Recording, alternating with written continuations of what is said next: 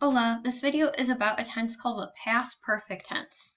So I have an illustration of verb tenses. So in the future, but it's obviously not happened yet. Present tense is right now. It's like we have a present indicative, which you spend like all of Spanish one learning. So it's present. A exact single moment of the present would be present progressive.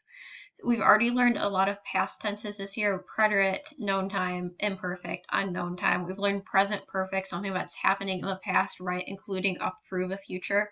Then there's a past perfect tense. So this video is going to be all about the past perfect tense, and that is prior to something that had already happened in the past. So for instance, let's say I got to a party late and I said they had already eaten the cake. That's going to be in the past perfect tense because it happened even before I already got to the party, which would be in my preterite past tense.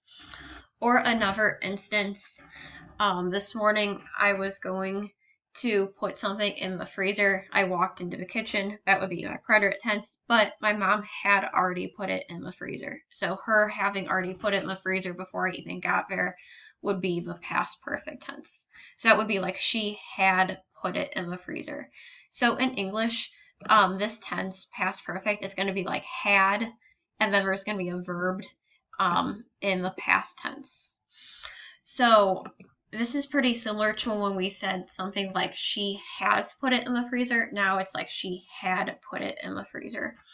So the had part here is still going to be that verb haber that we have just now used with present perfect tense, except now it's going to be había, habías, había, habíamos, habían, which is really just your imperfect endings.